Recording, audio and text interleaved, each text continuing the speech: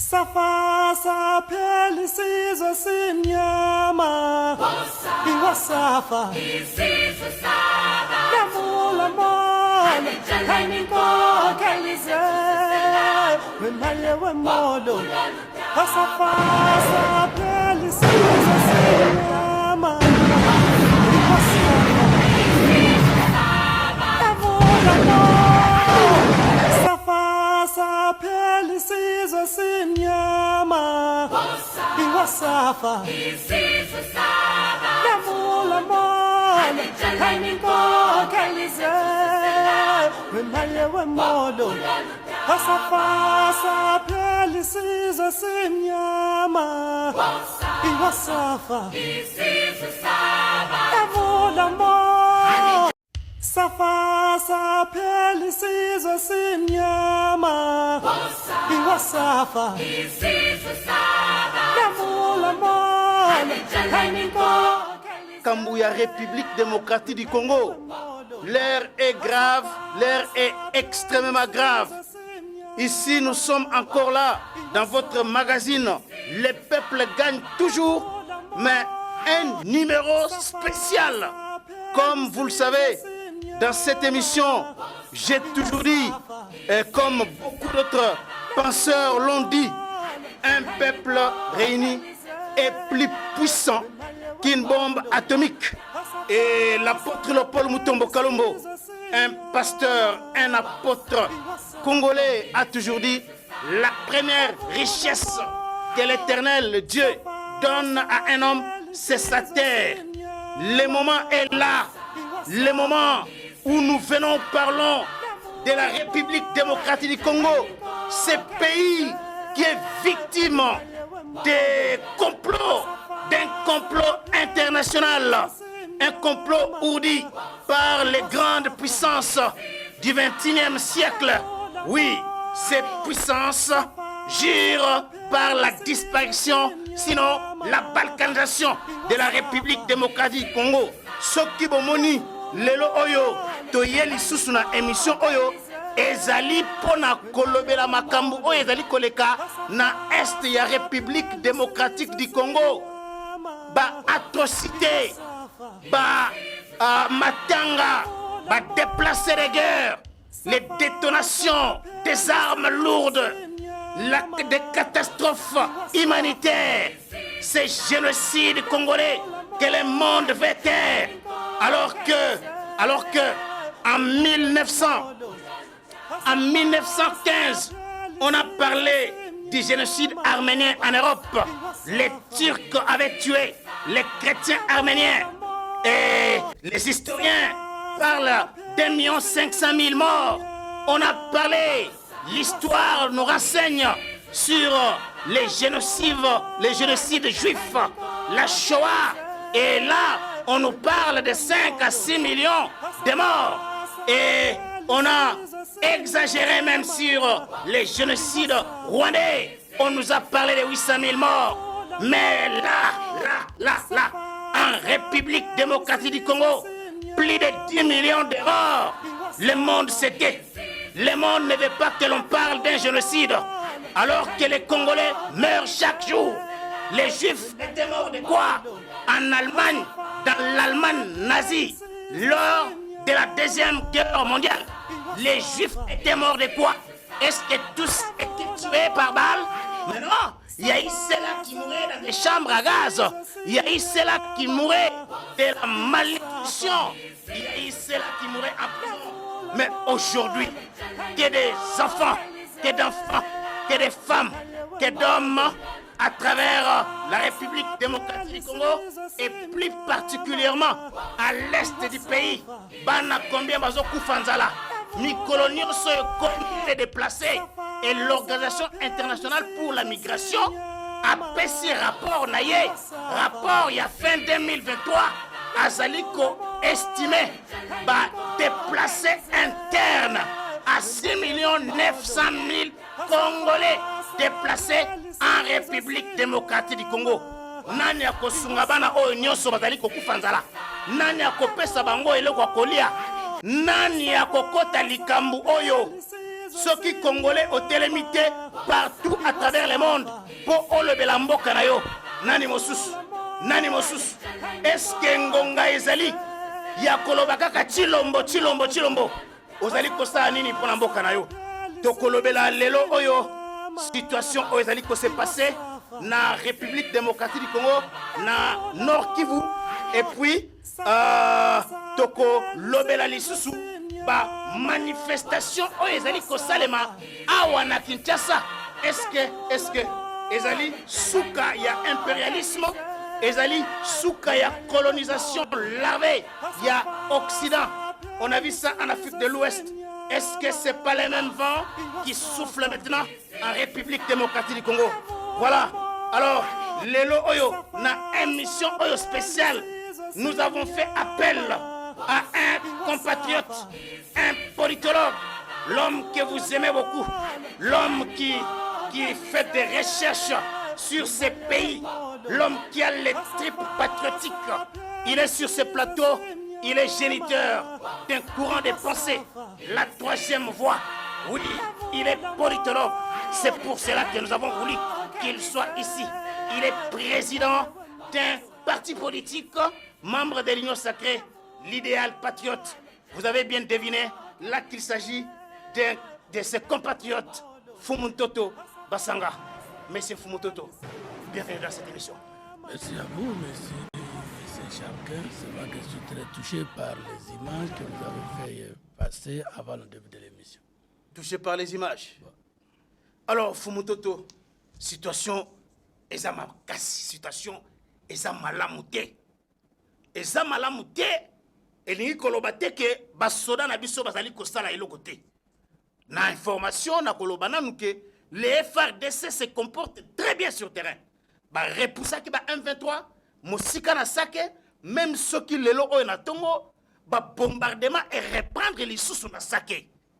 Ba tubalinga ki bazonga, ba kima ki sake, misusu bazali ko hésiter.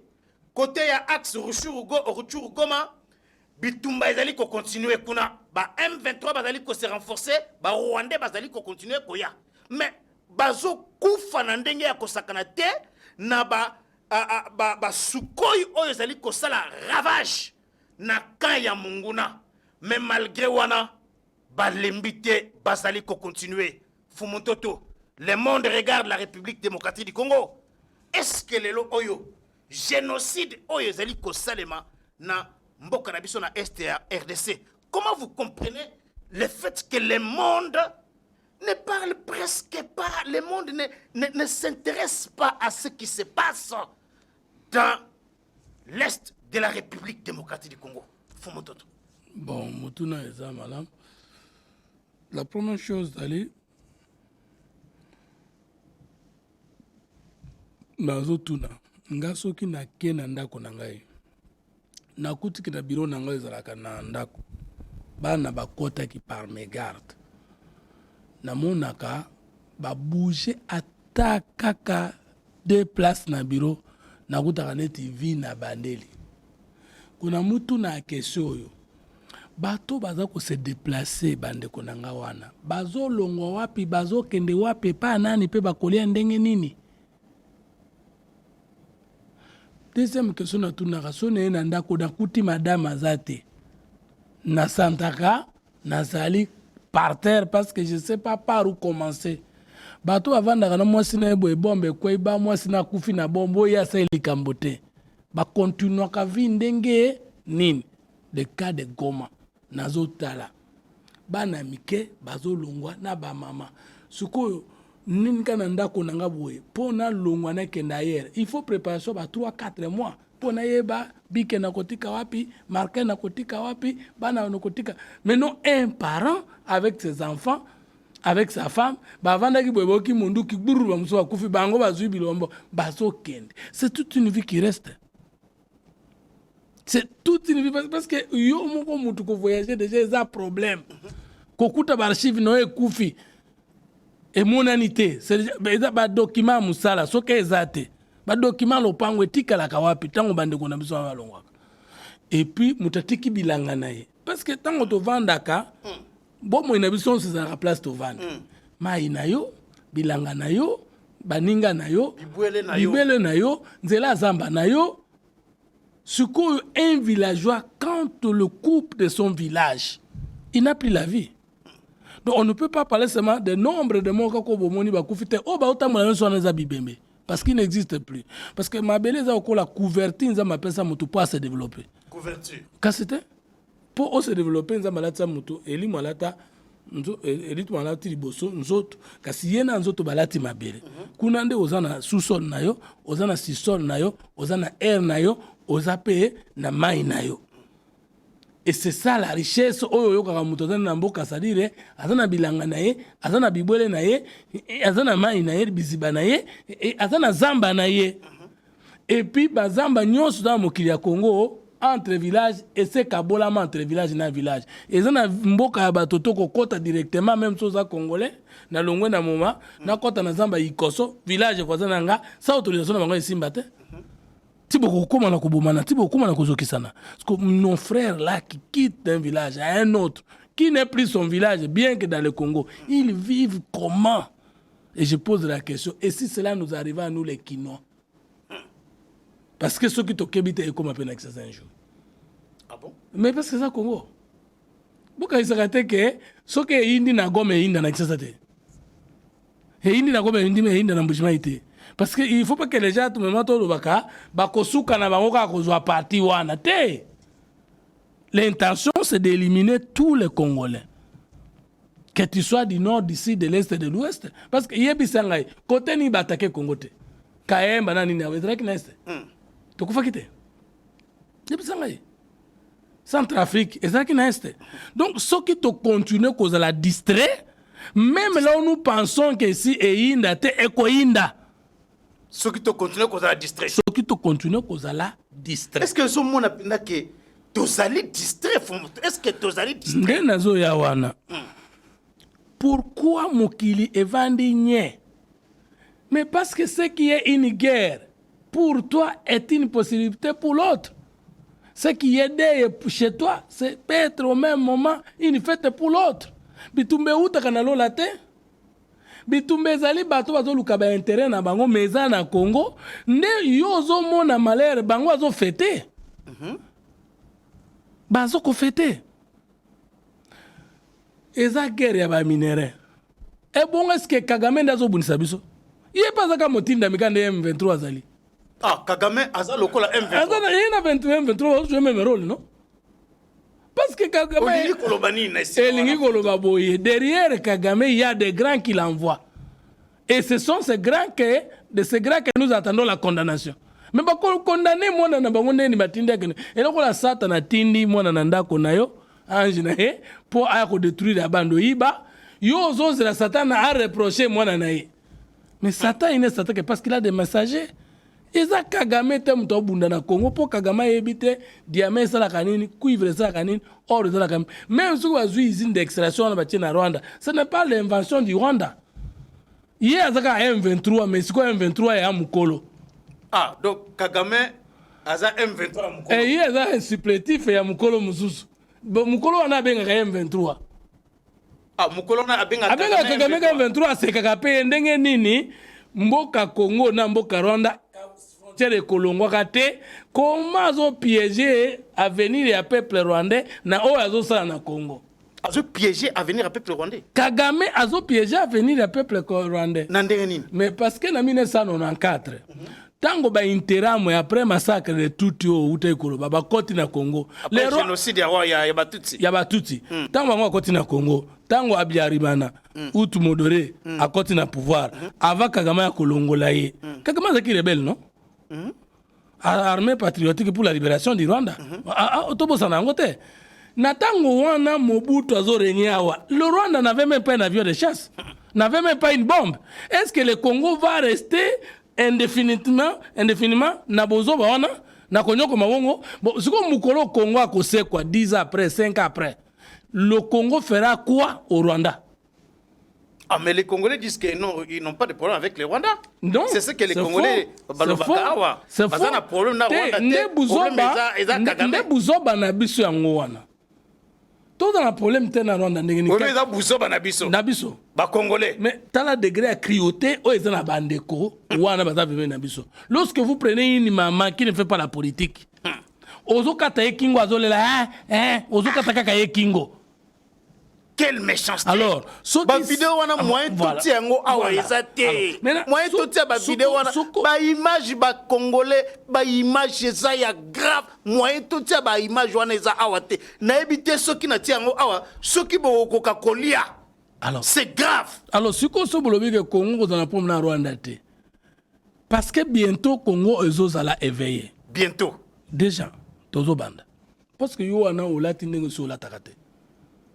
Il faut pas penser que l'éducation tout ça les l'oignon et que qui n'a percé pas les Congolais. Tant qu'on l'a koyeba ke immeuble eza pembeni ya Goma oyo et tongama kina makila baboma ki bande konangai. Quelle sera la réaction en Congolais envers l'immeuble? On en a battu avant une carte. Non, dire que Kagame n'est pas en train de... Le Congo n'aura pas de problème avec le Rwanda, c'est se tromper. Ah bon? Mais je te dis que le Congo aura bientôt le problème avec le Rwanda. Mais on parle de plus de 10 millions de morts occasionnés par les seuls pays-là. Les tout petits pays dont on a toujours dit, il y a moins de pays à Mokamoké. C'est parce qu'au moment où Congolais a 10 millions de morts, ce qu'on peut se image était la représentation à comprendre. Soit stade de Mathieu Abatoboni, quand Abatoboni assise. 80 000 places. Bakissa fois 10, c'est ça combien? 800 000. Bakissa fois 100. Les pessimos sont 8 millions. N'est-ce pas? Soit si on Batoboni na stade de martyrs, soit fois 100. Ndeko pesa yo nombre ba Congolais, oyo Rwanda bomeli yo. Oyo Rwanda bomeli. Na évite se comprendre. Bato na stade de martyrs nde tokene na fachi boy. Zongo fois 100. Dès qu'on pèse 8 millions. Parce que fois 10, et qu'on pèse 80 000. Non, 800 000. Maintenant, fois 100. 8 millions. Et pèse 8 millions. Alors, ce que tout ça, la 100 stades de martyrs à Kisasa, c'est combien de pays? C'est les Gabon, c'est les Congo Brazzaville. Donc, ils ont combien de Belgique? Combien de Belgique? Combien de Rwanda? Combien? Donc, on a éliminé plus de 3 pays, 4 pays, dans l'Iwa Congolais. Par Rwandais? Par Rwandais. Non, alors maintenant, vous dites, vous, que le peuple rwandais n'a pas de problème de main avec les Congolais. Mais alors, vous êtes où? Donc, est-ce que Kagame... Kagame azobomba Rwanda ya lobby. Parce que jamais peuple yo aza nation à cause de l'inconscient na mabe nyonso sala ki lobby. Peuple aza nation à cause de l'inconscient te na mabe yo za mu Congo. Bayebisa yo lelo ke na 18e siècle moto asisaka ba Congo nyonso ye wana etikala ka famille na bino. Quel sentiment aura-t-il vis-à-vis de celui-là? Ah yango wana nde ozoloba. Ah yango na zoloba. Donc Kagame est en train d'endayer le Rwanda de demain. Endeuillé. Parce que le Congo va se venger. Donc, tout ce discours, non, c'est pas un problème de peuple rwandais. C'est un discours politique, mais Ndelo Yakobomba et Zoko Kalisusute. Vraiment. Je vous dis que... on ne peut plus se contenir. Dire qu'on n'aura pas le problème entre le Rwanda et le Congo, c'est faux. Parce que le Rwanda jouit de la mort du Congo. Et que le peuple rwandais n'est pas en train de s'élever pour dire à leur chef, c'est fini. Donc les Rwandais ne réagissent pas. Mais ils sont là calmes. Ils sont dans ce qu'on présente comme prospérité de leur économie. Et voilà, et ils croient à la naïveté éternelle des Congolais. Ce qui n'est pas vrai. Un peuple ne meurt pas. C'est pourquoi on connaît les génocides. Tentative d'exterminer un peuple. Or, le peuple État moral, le peuple État Azalaki Azalia Kozala, le Congo prendra l'histoire qui sera le présent. Je vais dire aux Congolais qui me suivent que tout passe sauf le passé. Tout passe sauf le passé. Le passé, ça va nous rattraper dans le futur. Et Congolais, on peut cet exemple Israël, non? Mais après génocide à Israël, Israël aujourd'hui est quel pays? Mais ce sont tous ces souvenirs-là qui font de l'histoire Israël aujourd'hui un peuple fort. Et chaque année, il y a voilà. les nuits de cristal. Justement, ils n'oublient jamais ça. Ils n'oublieront jamais. D'abord,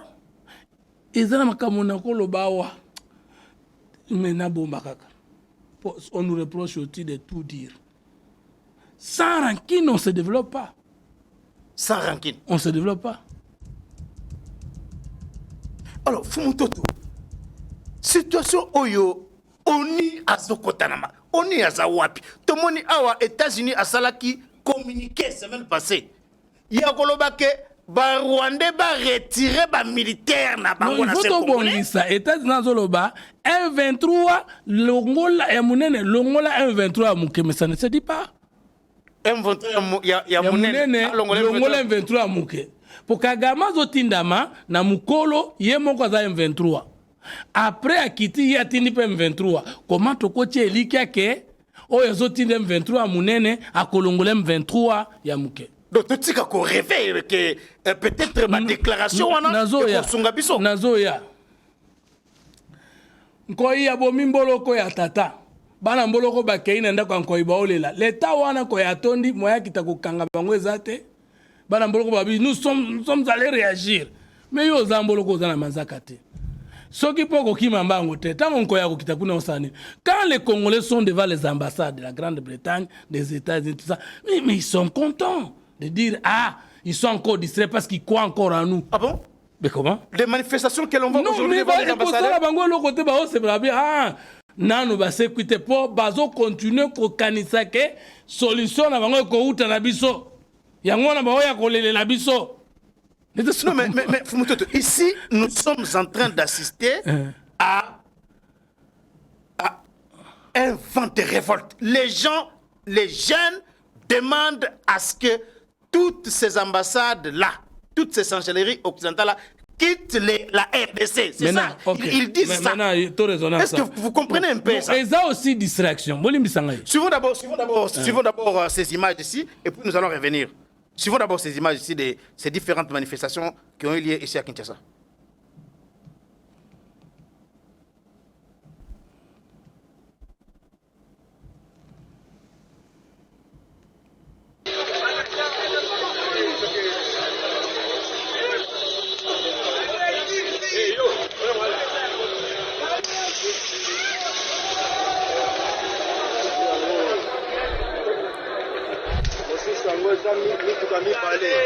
mituka mibale ya Monisco batumbi yango awa na commerce ambassade des États-Unis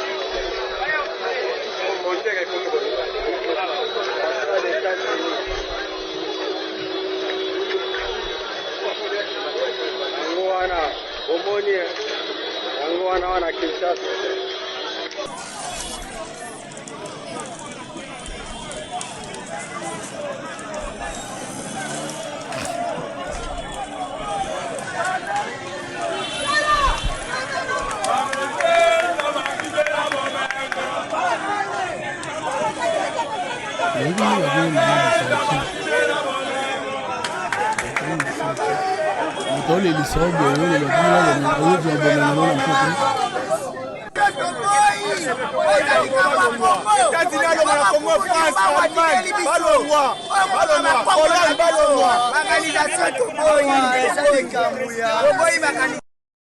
Eza likambo ya États-Unis, France va libérer RDC na minute.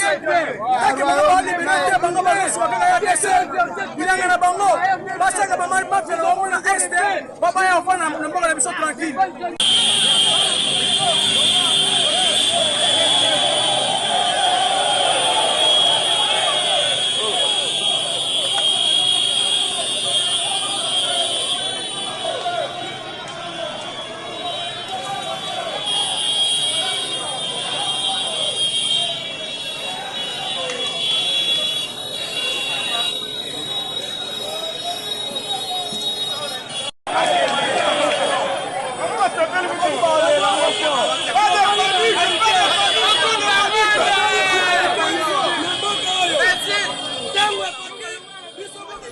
Wana outi koyoka bandeko na yo bazali koloba ba ambassadeur ba ambassade wana ba États-Unis, Grande-Bretagne bango nyonso na balongwa parce que bango nde baza à la base de déstabilisation ya mboka na biso bazali copier ba minerai na biso na banzela mususu bazali sima ya M23 mukolo nengo toloba awa Kagame et les Congolais en ont marre. Ils disent que balongwa na mboka na biso. On a vu la réaction ya gouvernement oyo asengi batu na calme basa la kimia et puis à renforcer l'obiki à renforcer ba dispositif sécuritaire autour ya l'ambassade wana Fumuntoto olopinini o ezali violation ya convention de Vienne mais yoka siko navandi nalandi ministre de médias et porte-parole du gouvernement ba tuni na question chef de l'état lobaki ata escarmouche moko ye côté na biso tokozongisa ya lobi toza prêt pour na ko déclarer guerre mais installation institution na nécessité les deux chambres papa tango Rwanda yaki ko bundisa déclarer guerre pa na bango atunaki assemblée nationale na sénat na ye atunaki parlement na ye so yo po bundisa il faut déclarer guerre yaki pa na yo a déclarer qui guerre. Mais Bitumba, ils continuent à voilà, le Rwanda nous attaque. Mais je ne sais pas, le Rwanda, avant de nous attaquer, n'a pas déclaré la guerre officiellement. Mais c'est le Rwanda qui nous attaque. Est-ce que nous, on a besoin de déclarer la guerre pour aller au Rwanda? 2. Le Rwanda, Zokokakozua, Congolais, Koleksa, Bango Liboso, faux Congolais, comme j'avais dit l'autre fois.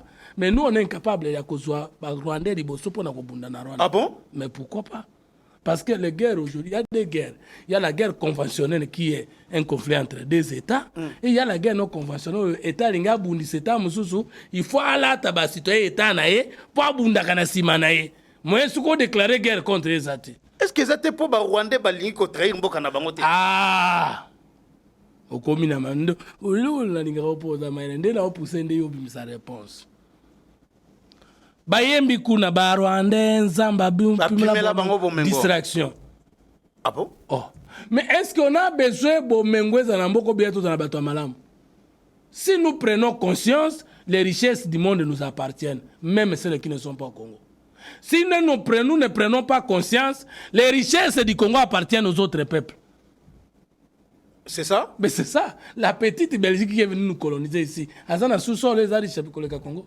Mais plus de 8000 km yaki kozuape konduka. Le petit Rwanda qui nous maltraite maintenant. Aza kolokota. Biloko na biso kolokota. Azana yangono, au discours en fait changer. Je t'ai parlé la fois passée, je vais revenir. Israël, on peut faire exemple. Pendant que le bango avait l'émission, parce que ça idée là on a côté chete. Pro ministre israélien. Akutana ki na Jean-Pierre Bemba. Ayaki ko kutana Jean-Pierre Bemba. Alobi nini? Asengi dialogue entre awa asengi dialogue. Yazo boma sama wepa na ye na ba voisin. On dit dialogue. C'est-à-dire bazana ba faire na bango kuna. Ah, ye bango pe bazana ba faire na bango. Papa, ndenge to bunane photo ba jeune na biso ka na ba saba confondre te. Est-ce que cause la te pour moni que peut-être toza makasi te libosa Rwanda ya ngwana bazolinga makambona sila l'état de la PTT. Ben individu ne pas dans la PTT, l'état de la PTT pour l'état de la Nagnos. Vous comprenez? C'est là. Ce qui biso de la PTT, mais batika boma biso. Pourquoi vous peki ça? Parce que bango azo peki ça été. Biso to beka sto obunda batika biso.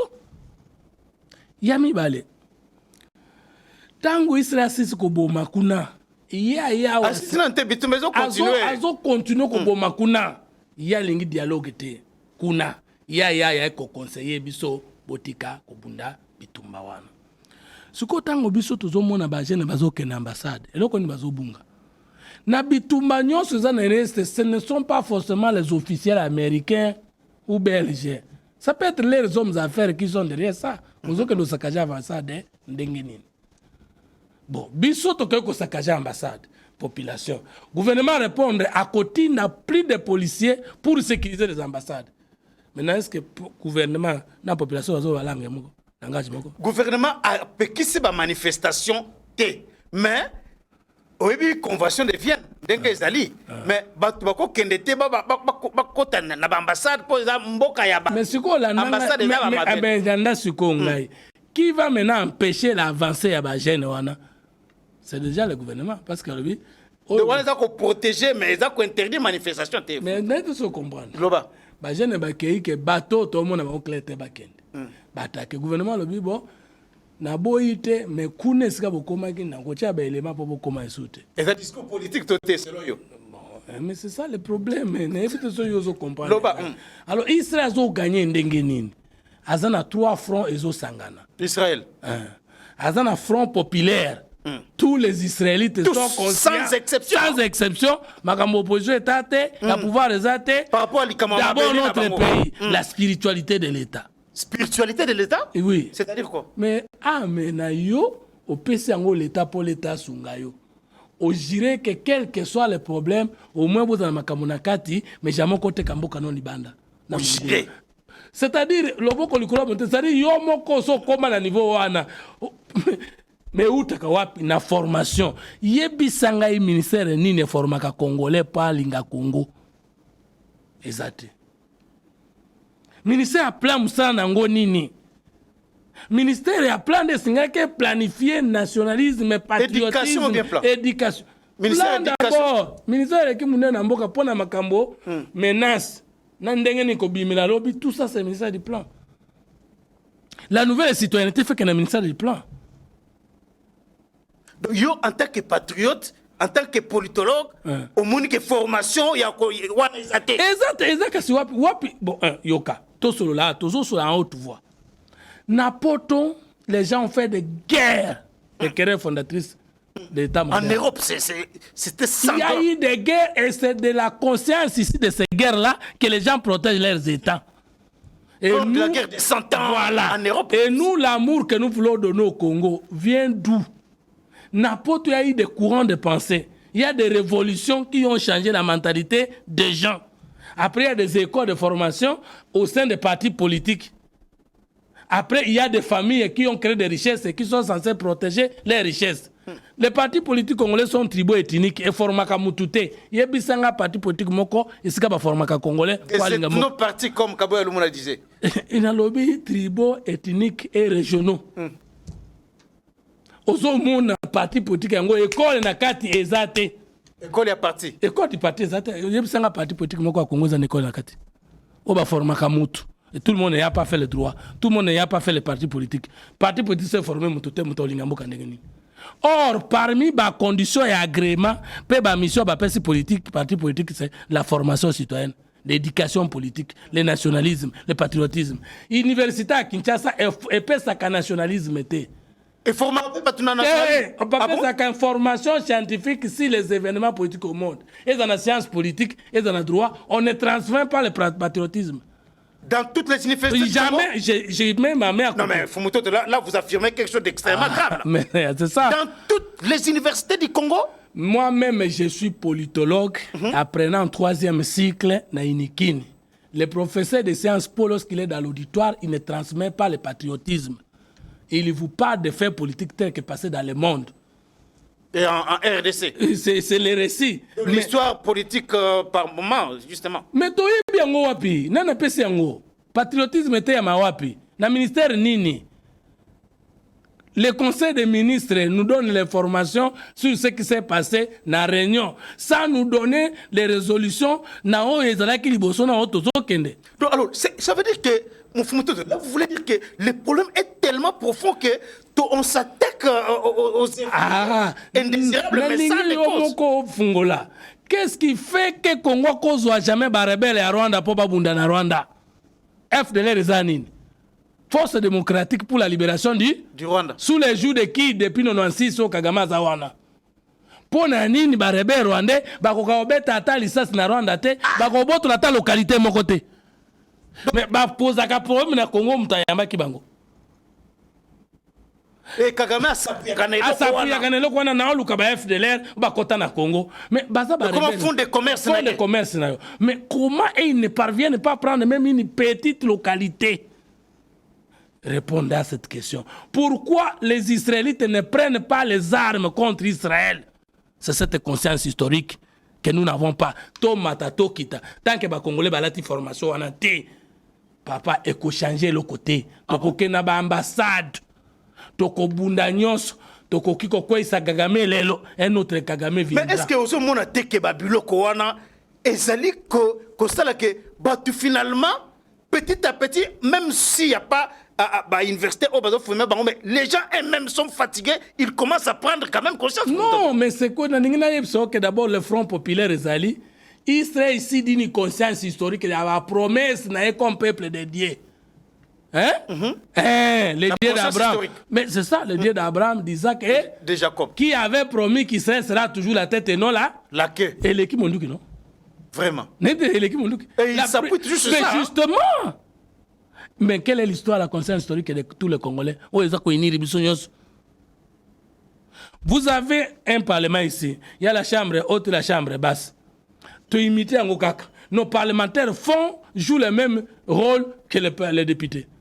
Mais en Grande-Bretagne, non, les parlementaires, les sénateurs ou les sénateurs jouent, eux, les députés congolais, mais quand vous allez en Grande-Bretagne, la chambre haute s'appelait la chambre de l'or, est censée protéger les valeurs, les luttes et les victoires de ce peuple-là. Ils conservent ça, l'esprit de l'État. Vous avez le Conseil constitutionnel en France qui protège l'esprit de l'État. Quelle est l'institution qui protège l'essence des valeurs, l'essence des luttes et des victoires du Congo? Il n'y en a pas? Nayebi yangote nga politologue, homme politique congolais, nayebi yangote. Congo dès que vous êtes en opposition, vous êtes en pouvoir, vous êtes protéger Mbokate. Fumutoto, ozo tiapena mo sapina pota, awa tozo lobali kambuya. Batu bazo continuer kokufa kaka na masasi na ba déplacement na ba nini batu bazo kufa na famille na yo kokoza na fête. Mais quand les gens meurent à l'est, est-ce que vous voyez les Quinois vraiment dans l'ambiance de ceux qui meurent? Mais les Quinois, on voit les Quinois là-bas. Quel est le pourcentage? Non mais quand même zola kisake. Non, ce qui est 1%.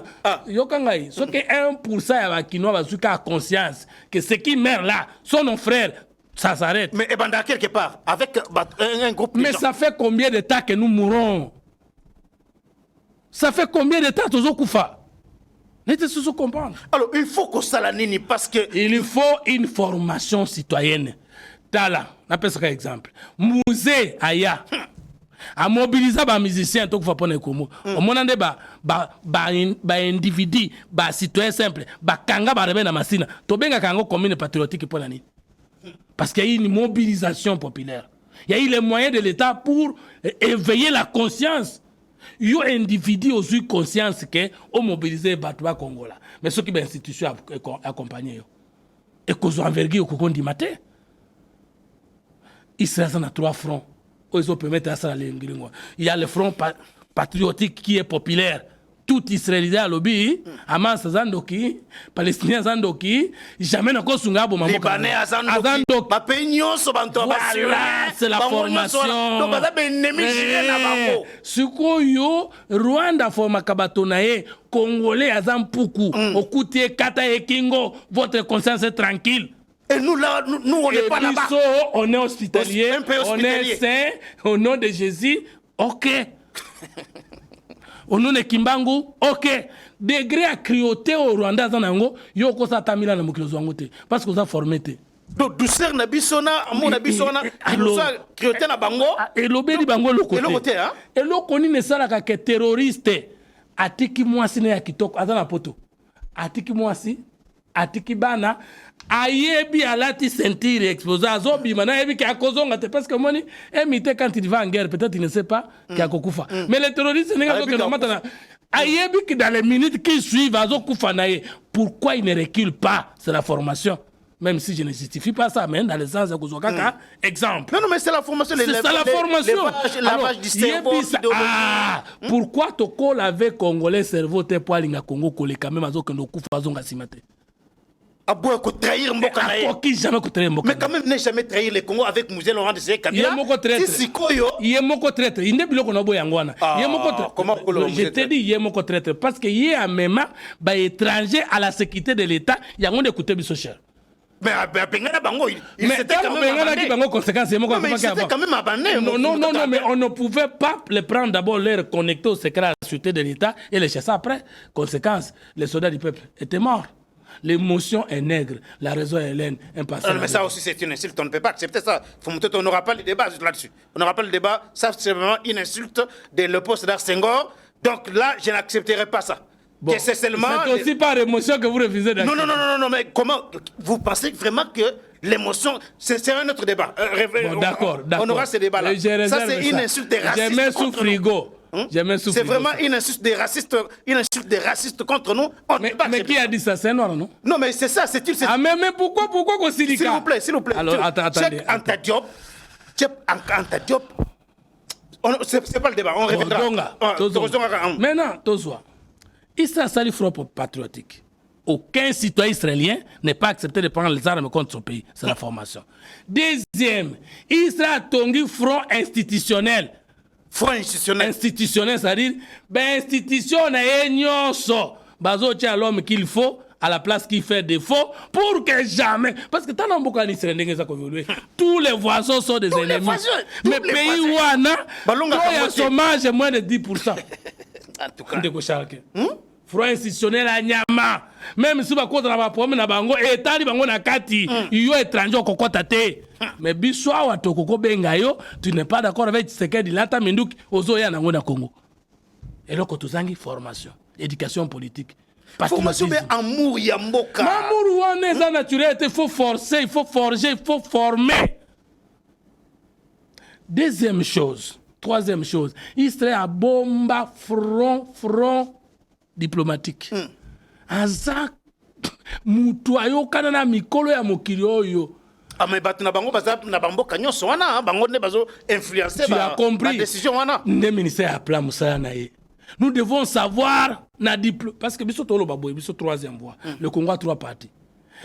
Il y a sa tête qui est sa diaspora, il y a son front, sa poitrine qui est la capitale et les provinces. 20 ans passés, combien de cerveaux congolais te planifient dans la diaspora pour être dans le système? Planification, ça dit que tu as une bourse autant ya bana. La diaspora va dans la Grande-Bretagne. L'État qui soutenu bango pour pas dans le système politique na bango. Diaspora Congolais va vendre aux États-Unis. Comment le gouvernement doit-il les accompagner pour pas contre mais c'est ça le problème. Na domaine invention en Israël. Combien de Congolais totina na bourse sans tenir compte à tribu na yo. Les Congolais envoyé cerveau. Que dans 20 ans nous pouvons dire non au Rwanda parce que notre front diplomatique est déjà bakota. Or, soko kei na poto na ba NG muneno kuta batuti bakota ba Rwanda bakota tout le bakara Rwanda au lieu de dire de tuti parce que aussi de tuti au Congo pour éviter quand nous baloba discrimination. Voilà. Bakota or tango yo zo lingolo ba mana human yare bazaku na biso zate. Human yora church. Kasi bazalite. Bon bazate. Tango crise ko mabobo ba congolais. Fumuto wana uzali ko pendre tableau moko ezo sala nga pasi makasi. Solution ezanini parce que là solution ya lobby na formation wana ça peut prendre quand même du temps. Non, la formation ndenge yo la te loko wana ndenge zo transmettre. Je promets ko koyoka mutu moko abengi à cause de la décision ko le kayo pour le Congo. Formation des athées, ça ne dit pas. Yo fumutoto yo parce que ozali ko pointer du doigt ba gouvernant na batnyonso ba université yo omela batnyonso wana so betaka ba biboto à cause ya makambo siko yo ozo sala nini ozo proposer nini na makambo oyo tozo continuer kokufa nazo proposer gouvernement azo en charge formation citoyenne éducation citoyenne yali susuliko komate nazo proposer sincèrement. Parce que dès que tu suis formation et copain Sabiso, dans front diplomatique, au moins on a auto-développé front diplomatique. La guerre là n'a pas commencé avec Tshisekedi. Non, mais c'est une guerre qui date. Ça a commencé longtemps. Oui. Ce n'est pas une guerre qu'on va résoudre pendant 5 ans seulement, c'est faux. Vraiment. Okay. On peut la taire, mais pas la résoudre. Le complot contre la RDC, le complot planifié. Babenga kango na science politique futurologie, c'est-à-dire courant et kolaka makambo et koya à 20 ans, 30 ans, 100 ans, 1000 ans. Biso siko tozo subir. Makambo sa bongisa maki. Tango basali CPGL. Rwanda zo ba ye mutu a conserver kango. Mais au côté membre. Tant que la communauté est africaine, bah conserve cause de la quitter au côté yango. Au soit ni Nations Unies, Mozo Lukao et Sadek et Kanisi. Non, les choses sont conçues d'avance, sont planifiées, c'est l'État. Et ça, les mêmes jours.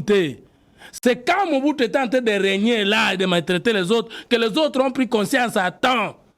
Prenons conscience, il n'est jamais tard. Troisième front, un front institutionnel. L'administration de l'État congolais ne fonctionne pas. Il faut réveiller les services publics de l'État. Il faut qu'il y ait une administration de proximité et de permanence. Banda famille est la présidence. Banda famille. Banda famille parce que l'administration est bandie dans chef de famille.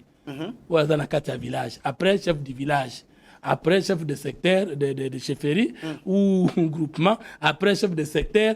Après, vous prenez le territoire. Après, vous prenez. Est-ce que l'administration à l'État comme articulation de l'être, les autres fonctionnaires au Congo, pas comme tel?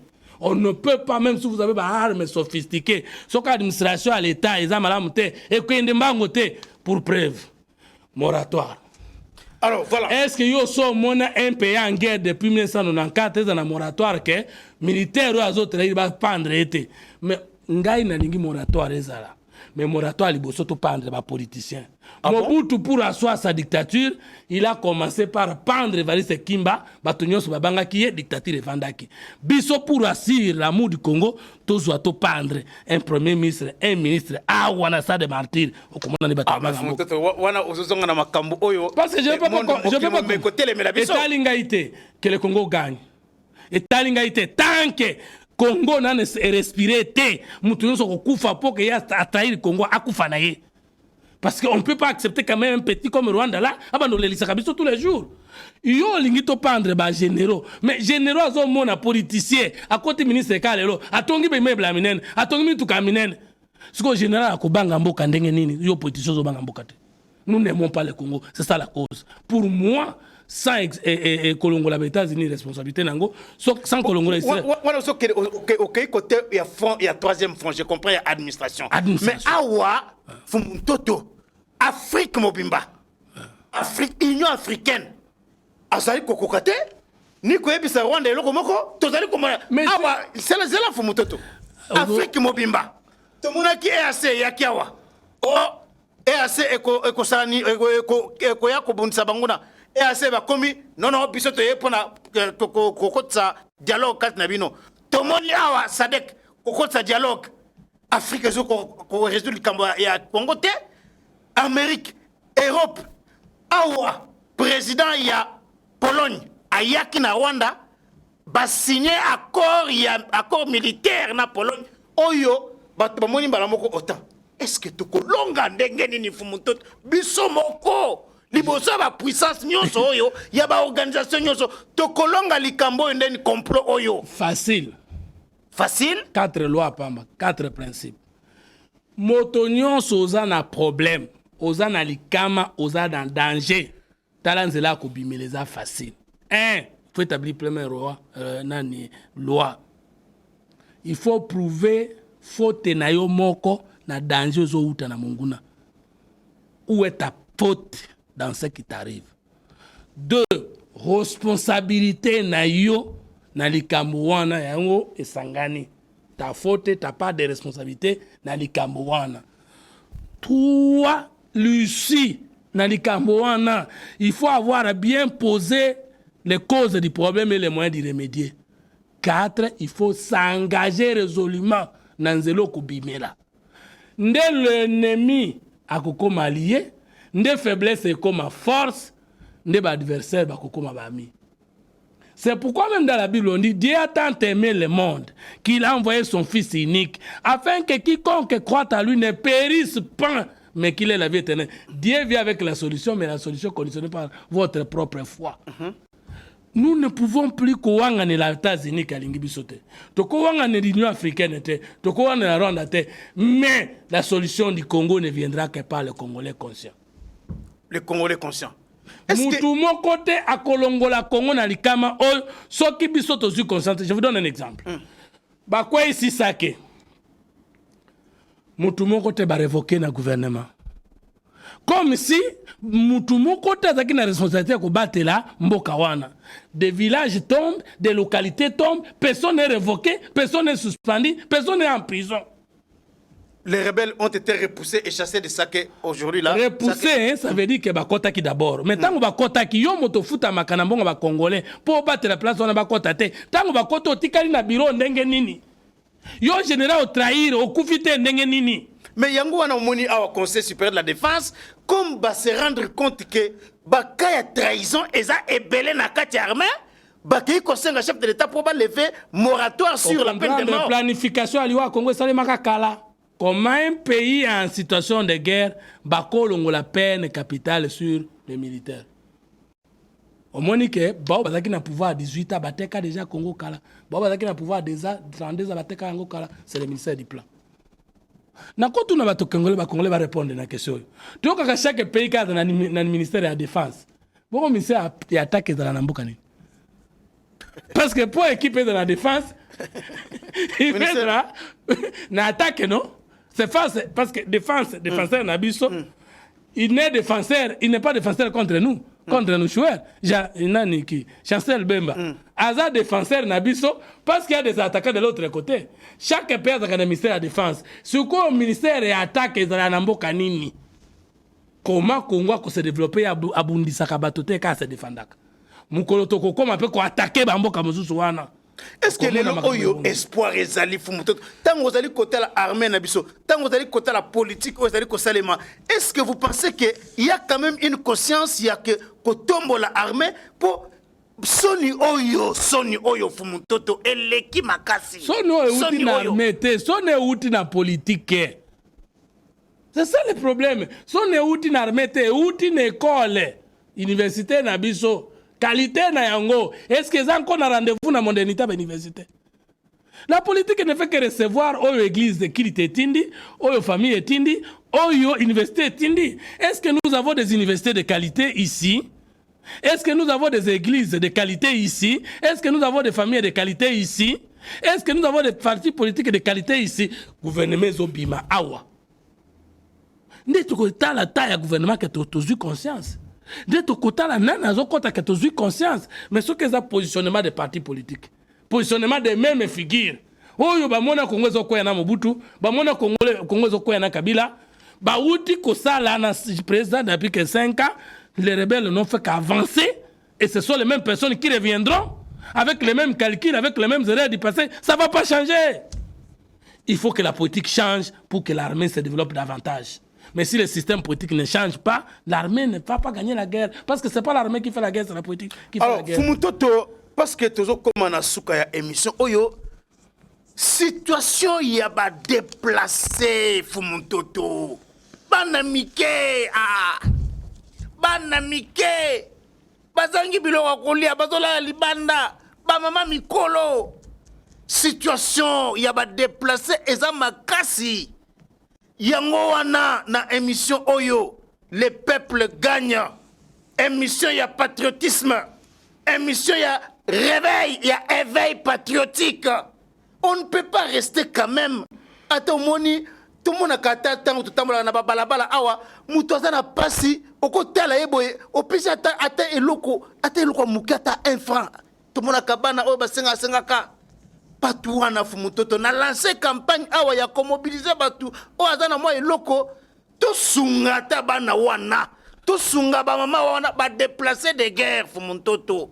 C'est vrai que makambozo ba ya formation ozali na raison mais est-ce qu'il faut tout kaka programme alimentaire mondial ba ya ka kopesa biso ko sunga bande ko na biso o bazali ko libanda o bazozangelo wa kolia tout tikela ka ba mindele.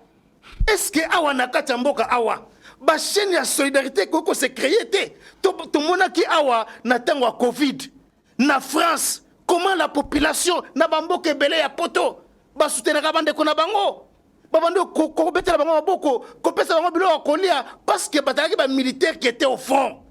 Est-ce que awa na mboka na biso fumutoto na lancer campagne oyo ya mutu azana moi eloko azana moi partout à travers le monde awa na mboka tokende ko sunga bande ko na biso fumutoto olobi nini na likambo oyo 3 fronts front patriotique nde yo sali mutu nyonso ayoki yango azwa numéro na yo aya na yango mokonzi ya mboka je crois na début de l'année 2022 na video moko asaka na mama Denise boy alobaki nini toza na solidarité mutu na mutu akabola ndambo za nango na moninga mboka Voilà. c'est ça non yo siko zinde révélation uteke pa na eno yo s'organiser esengeli ke mutu nyonso zolanda ba initiative ya boya loba Yé Chalka Zaka Moutou, mais à Kinshasa, c'est ça que je t'ai dit, c'est ce que nous devons démontrer comme comportement. Et bongite kuna bazo kufa, ba programme de médias na biso ezali na liwa na bisote. Nos programmes de médias et musique, joie et sengo. Rien ne montre que biso en solidarité na batwazo kufa. Tozo lia tozo melame ndenge yo lobi boye. Okomona Congo azo kosa Congola azo kosa l'arme de crocodile à l'ande émission abi. Je suis très d'accord avec vous. Pour mon bon problème. Mais Israël est un mboka mokote kotisa na diaspora etinda kamboka mbongo na mboka na makoleka. Front diplomatique, diaspora na biso bazali banda mboka. Mais au lieu kolelaka kuna, nous voulons que ça change. Mais batinde la yo quelque chose. Ba mona pe o komina yango kuna. Utikeli bango, tindeli bango. Au moins le front populaire, ceux qui to komo sungana. Front diplomatique, c'est tout ce que tu comptes là, les agences internationales, tout ça. Mais front institutionnel, et ça na ndenge nango. Biso front citoyen, tout ça na ndenge nango. Diplomatie, et ça na ndenge nango. Kongola ko se sentir. Et ce n'est même pas bon que baninga ya bandeko bazo bomabino nde ba omemela bino bilo. Vraiment. N'est-ce que tu comprends? Ba agence wana. Ce sont des partis politiques internationaux batoye bakangote. Moni mundela salaboy à l'intérieur de son pays, c'est les partis de la gauche, de la droite, République en marche. Après ça, il y a des associations comme des partis politiques qui vont dominer dans le monde. Des associations internationales. Qui agissent en l'air, non, sans se dévoiler. Un mode fermé. Alors, tant qu'on se confie dans l'organisme, on a quoi qu'on a beaucoup de bango. On begin l'agence, ambassade na bango, mais auquel cas,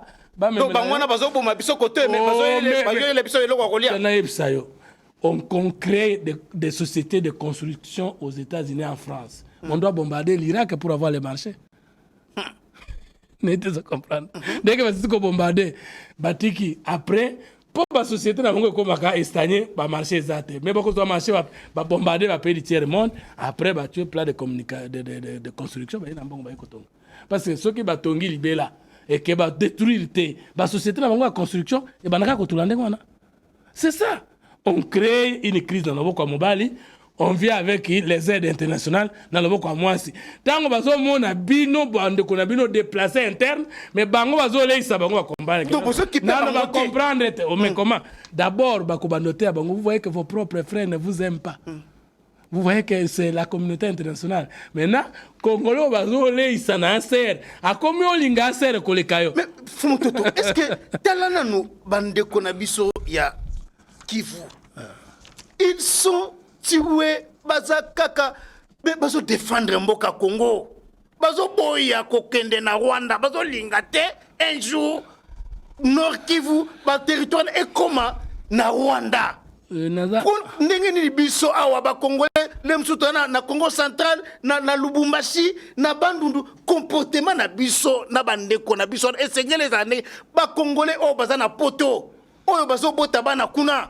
Bayebisaka bango nini mpona Congo. Est-ce que batangisa bango histoire ya Congo? Ndenge ba Israélite ndenge otikolo bawana, ndenge ba mboka musu basalaka sur leur pays. Les Congolais qui sont na ba mboka wana na ba États-Unis, na ba Canada, na ba France, oyo ba bota bana kuna, bayebisaka bango nini? Est-ce que bazalaka na bayebisaka bango un jour bazonga mboka na bango baya kosunga yango? Est-ce que batangisa bango histoire ya mboka na bango? Est-ce que histoire ba koye bango ndenge nini? Ba ko se comporter ndenge nini? Fumutoto yo en tant que politologue ozolo bani na likambo ozongi na mama likambo oza muluba mboti mwana ayebi chiluba te oza normal oza mutetelo boti mwana ayebi chiluba te ayebi français ayebi lingala oza normal. États-Unis azana ministère de la culture te si j'ai bonne mémoire mais bazana ba centre culturel américain partout biso tozana ministère de la culture mais tozana ba centre culturel wapi? Oye formaka moto ata azali banda à Congo azala lié na Congo bana nanga ya ma fille qui est dans la salle un jour pour nous répondre positivement à la question. Na ke na ba na ngambale o ya 16 ans na 17 ans na mboka ya basi oyo na leki na ye. To komi na mboka na nga eza un village de moins de 500 personnes. Natali formation na pesa bana na Kinshasa sur les attachement à leurs origines. Oh mboka na biso kitoko, mboka na biso. To sais quatre jours bana belingo zonga. Te papa non, quand même c'est notre village. To fana na. J'ai dit que j'ai réussi. Bale biloko nyonso bande ko balia ka bakena mai batoki mai batuti pondu. Mais c'est ça le problème. Le Congolais où que tu sois, même si on change de nationalité dans plein à cop, kobo sana ba origine na yo te. Pourquoi ya jamais aucun en France au changer de nationalité pour beta bal. Oya obala leki tutika ikoto. Ya même père même mère. Obala yete parce que vous avez bandeko, kuna zaka du point de vue économique. Israël ici quand on choisit israélite, azali na mboka. Américain azali na mboka, Congolais ça rupture na Congo. Et parfois les Congolais ba kimande passe. On dirait mutu moko batika ibungo lokola zo ba. Mais ba Congolais balingaka makasi surtout ba balandaka émission oyo ba bazana ba États-Unis balandaka yo ba yokaka yo mfumutoto. Ils sont eza ba yokaka mais bazaka attaché. L'amour simple sans œuvre ne suffit rien au sengi aide. Pour te ba ke ba Congolais balinganga na yo oyebisanga na émission prochaine que j'ai vu autant. Voilà nde bolingo. Bolingo nazo kende élection bandeko. Nazali nommé te. Nazana ba institution te. Bolingi na ke na parlement. Ngao nazo kende je n'ai même pas reçu un franc. On a bolingo. Vous pouvez aimer le pays, mais si vous ne dépensez pas votre argent pour le pays, vous n'avez rien fait. Vous devez aimer le pays, mais si vous ne donnez pas le temps pour le pays, vous n'avez rien fait. Vous devez aimer le pays, mais vous n'avez pas donné vos idées. Les Congolais savent narrer, mais ils ne savent pas agir. Est-ce que Fumutoto Nathalie ba réaction sur les réseaux sociaux? Il y a toujours des Congolais malgré ndenge mabele na biso eza menacé. Malgré ndenge communauté internationale ba pays wana balingi kaka ba boto la biso mwanda mabele na biso. Mais biso na tangi na moni ba réaction Chilombo. Ba Congolais mususu na ba poto na ata awa problème na ba mongola Chilombo. Est-ce que likambo lokola oya mabele? Eza likambo esengele diviser biso likambo ya mabele lokola oyo Fumutoto message ni noko pesa na bato wana keza la Chilombo a c'est le titre soki ezalaki que avant guerre wana ezalaki te que tango Tshisekedi akomi na pouvoir nde M23 eye nde ekile démontré avec Tshisekedi nda la base de ça en ce moment on peut dire Chilombo mais guerre oyo esalemi Mobutu azali. Guerre Salemi 18 le monde m'a parlé à balkanisation du Congo c'est demain. Guerre Salemi et puis Kagame yemoko lobby ce n'est pas problème de Tshisekedi. S'il vous plaît. L'ennemi qui vous attaque dit que ce n'est pas lié à Tshisekedi. Yona Tshisekedi Kamboni. L'ennemi vous dit et ça problème à Tshisekedi même pas à Kabila. Oui, c'est ce que Kame a dit au Bénin. Alors, oyo azo finga Tshisekedi na likambo oyo. Aza conscient ou inconscient. Attaque ko book ambassade des États-Unis à ça de l'autre côté. Parce que lui-même n'aura rien compris. Kagame lobi eza Tshisekedi te, même pas Kabila. C'est un bout de terre. C'est-à-dire que ces terres-là, si nous ne prenons pas conscience, elles vont nous quitter. Ça c'est grave ça. Mais c'est que les Congolais ne savent pas ce que Bakozo Mabele te Bakobote la Nebiso Mabele. Kasi mabele chanjaka te kozaka place ezali et bale kozaka place ezali et ko échapper na contrôle na yo mais mabele kolongwa te tolobaka mabe bakobota mabele babotola te soki ata oteki lopango non la terre reste là où Dieu l'a placée. C'est vous qui n'avez plus droit de l'exploiter. Alors Fumutoto donc mes chers compatriotes voilà, l'heure est grave. L'avantage que nous avons avec Tshisekedi c'est que il ne sera jamais tenté même dans d'autres à côté Kambuka. Et puis surtout qu'on négocie. Parce que Bazali qu'on insistait sur qu'on négocier. Voici ma position. Qu'on négocie, on peut négocier. Pourquoi ça sous la service et renseignement? Na lobby message à l'icolo. Où on est ancé. Tshisekedi azoboya qu'on négocie. Te azoboya ande côté Kamboka. Ah bon. C'est ça il faut que les gens comprennent. Tu sais que dans un politique, c'est le premier diplomate. Il ne peut pas refuser de négocier. L'olenge a kati ya négociation wana nde zote kandembo kaliboso na ye. Yenda abo inde pla wana. bazwa ba étranger bakotisa bango Ndenge na basala par le institution ne bazonga isusu kotinda bango susu. Tshisekedi n'est pas contre la négociation, il est contre plutôt la vente du pays, la vente de la souveraineté. Ça j'assume ce que j'ai dit. Ah bon? N'était ce combat parce que koyoka na eza nini kende kota na accord ya 2013 na 2014 oyo Kabila signaki na bango. Même il y a 23 mars. Il y a 23 mars, c'est ça le problème. C'est que dans le boya on a ah, toti kabitumba, na kota bango na institution politique, na kota na bango na institution sécuritaire. Mais finalement, On a couru il y a 23 mais mars. il y a un moment donné, dans le boya peut-être les langages tous communiquer, bah toi il faut communiquer tout le monde. Ah boy, tant que na go négocier, il parle aux diplomates, il parle pas aux Congolais. Et quand il parle aux diplomates, il dit que ce contrat-là qui fait que parti à Congo est à Bango, bah quand tu es dans institution, ngana boy zone net wane kota. Ezambu kananga ndenge comme zone net ngana badinga. C'est ça la position de Tshisekedi. Alors message donc comme nous avons un citoyen, un Congolais, le semblable à nous, qui te monique yé à côté kate, à négocier jamais contre l'avenir du Congo. En ce moment, to batelaye.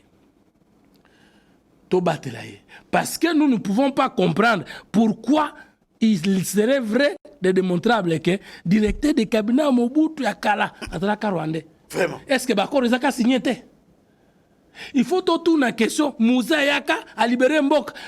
Tshisekedi père ayebisiye basungi biso na kobenga na Mobutu basenga facture kokoza bango na ba institution te. Pourquoi a-t-il accepté de les mettre dans les institutions, ce qui t'a Mbokabateki? Mais finalement, il y a Kobenga na bango. Ah, mais trop tard, parce que yo mona quitté décision moko azoki na parlement pris de négociation puis d'intégration. C'est par après avoir compris que sécurité en Mboka eza na bango. Tango Jean-Pierre Mbakene que tolongola moratoire pour nanini pour ba traître ba kufa batika kosakana na Mboka. Et loko tseke dazo boya yango wana. Parce que qu'on négocie tous les officiels américains bazo na ba négocier. Israélite, mais c'est ça la négociation. C'est plutôt le fond de la négociation que nous refusons. Mais non, tu as pas yebi makambo ok. Na négociation na ezatondima ba wande ba koma pe politique na boya. Mais ce qui ba yelo ba yebi c'est que ozo boya ko teka mboka na otondimi mais to négocier na condition bango ko bima na mboka na yo ça ba contre na institution a ondima. Ça c'est moi qui le dis. En ce moment-là, Congolais, ceux qui disent que derrière à Kate, Olinga Kotika Kan embargo, et ça qui planification et planification. Mboke na guerre, mais à sous embargo, à son minute, Moninga Betakaye. Mboke na guerre. Mais azan un régime de notification faut savoir ce mundu qui nous sommes pe obeti yango wapi po beti yango nani po beti bakongole ba yeba régime de notification yango wana pena okaza daka osomba ki minduki wapi qualité ni no saleli nango nini yango no régime de notification d'achat d'armes et autres équipements militaires c'est-à-dire osombi faut ba yeba osomba nani a livré yo pe osaleli nango nini. Dites-moi un pays qu'on a laissé en guerre par un général-major Kabila. Au tient un embargo, au tient un régime de notification militaire. Et puis au tient des forces de guerre, 400 millions de dollars. Et puis aux yeux infiltrés. À côté d'une armée, effectif, non maîtrisé. Brassage et mixage. Qu'est-ce que tu as fait? À côté qui basi baboma kimboka. Mais information tu que parce que mon amboka a commis wana. Donc on a un problème, on a des divergences, ceux qui ont le poste sont pour, ceux qui n'en ont pas sont contre. Ça se limite à ce niveau. Mais que deviennent nos postes si le Congo n'est plus? Vraiment. Ceux qui ont boto libiso mabere, ba poste to wele la kande nini.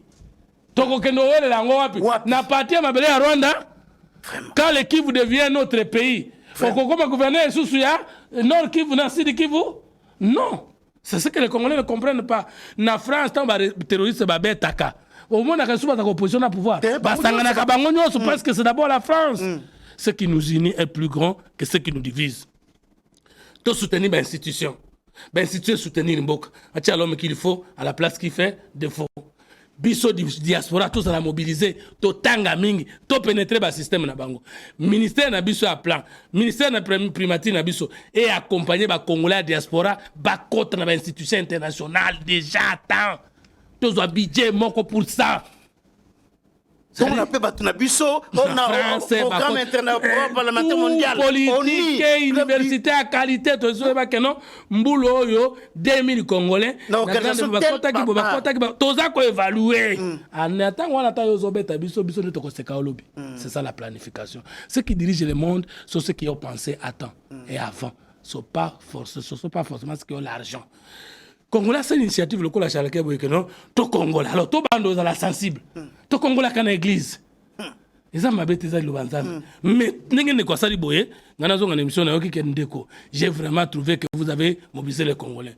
Le gouvernement tient la biso ba moyen, tout ça ba conférence, to mobiliser, to quitter na mboka boye, to payer sa formation, to payer sa idéologie, lobby, la communication suffit pour que tokende liboso. Donc dans la confiance au yonga na pesi na yo na initiative au sali pe appel au yonga na sali ba congolais. Et je crois que balinga biso mais fumototo ngai na ko senga na ba congolais parce que au soutenir initiative oyo ngai na zo senga na ba congolais bolinga ka fumototo aza capable ya kosala ba conférence na Congo mobimba voilà pour na ko expliquer makambo yo mais beaucoup ko soutenir yango beaucoup qui continue ba moyen na bino awa beaucoup tinda ba moyen na bino et ba moyen nyonso wana soki botindi bolobi oyo moyen oyo eza fumutoto okomi kombo na yo okomi message fumutoto akoya awa na lakisi téléphone yango yo mutu songolo apesa ki boye pona conférence parce que ngonga esili bongo ko belema yako lobela likamamboka na biso moko esenge totelema yango wana et metoza ko mobiliser ba institution ya la République. Ezali sous l'air ya kotika na biro. Voilà. Nakanisa ki toko ko pekisa même Kongola ko lata sous veste. Nakanisa ki toko ko pekisa même Kongola ko kata sous sukite jusqu'à ce que to mina botuto oyo. Parce que Kagame avandi ba Congolais bazo kata na bakingo. Afandi pena un petit pays. Azoboma un continent. Et nous trouvons ça normal. Toko lo bango tek ezali kamba Tshisekedi. Et c'est sur le cambo Kabila te. Et ça, le cambo ya biso nyonso. Toko kufa po nekolo te. Toko bunda ko nalingi ko yoka te toko kufa lekolo. To siko lekolo. Maintenant tant to siko la so ki lisa se zwinga ezwa. Merci beaucoup bande konangai boti kolanda émission oyo. Campagne oyo sunga peuple. Campagne de solidarité sunga peuple. Toko kende. Kotala bande kona biso oyo bazali komona pasi na tango yo kozangelo wakolia bazola libanda batiki biboya na bango batiki ba village na bango bazange espa ya kokende à cause ya bitumba oyo à cause ya Kagame M23 mukolo na baye oyo nyonso bazali ko manipuler mosika.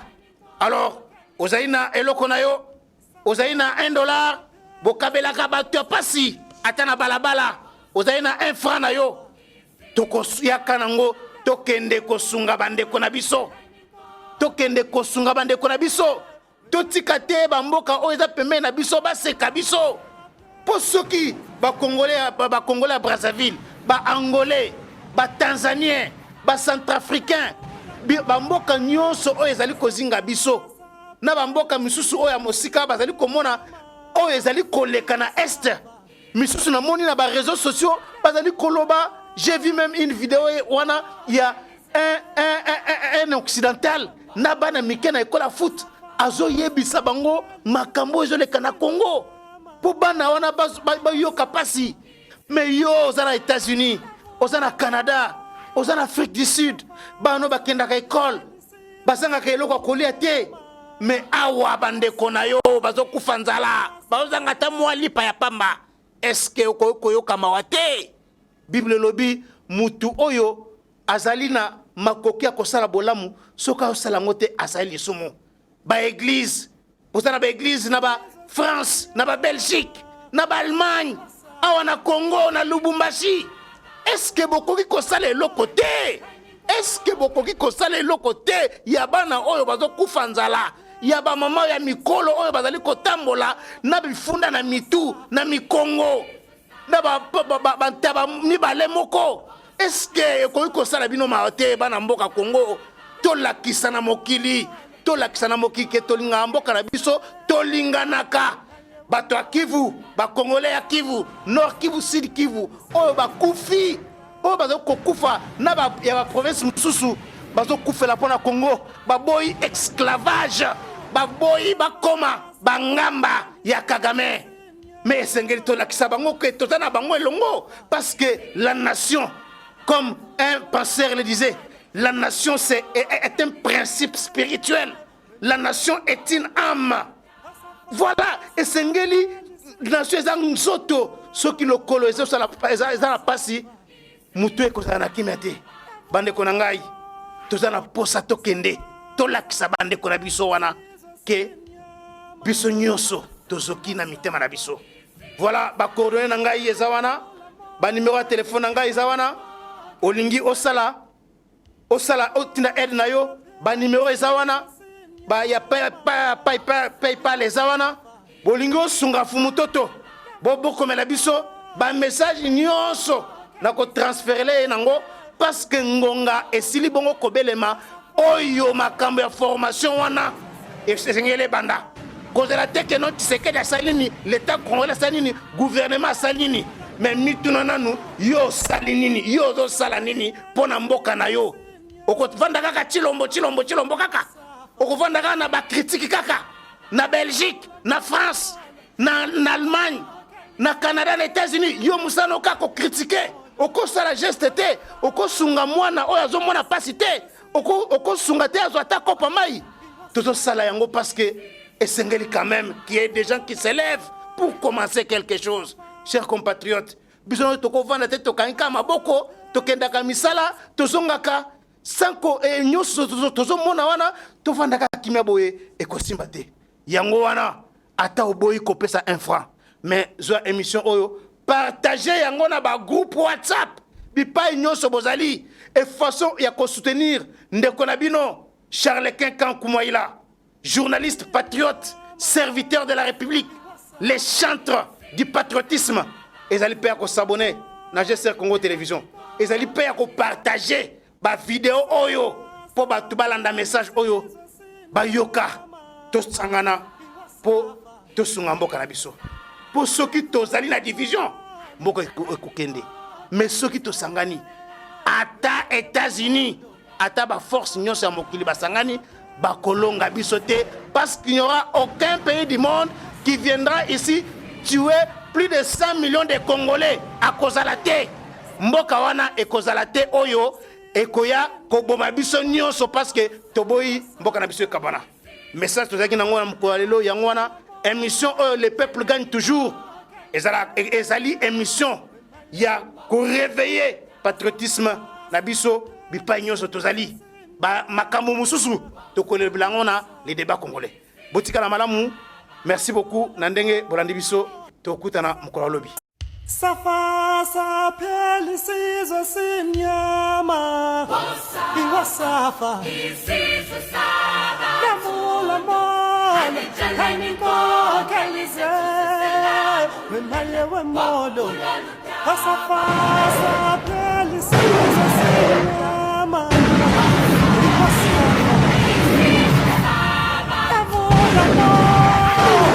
Safa s'appelle Ciso Sinyama. Iwasafa. Ciso Saba. Namula mole. Kainiko kalize. Wemaye wemodo. Safa s'appelle Ciso Sinyama. Iwasafa. Ciso Saba. Namula mole. Safa s'appelle Ciso Sinyama. Iwasafa. Ciso Saba. Namula mole. Kainiko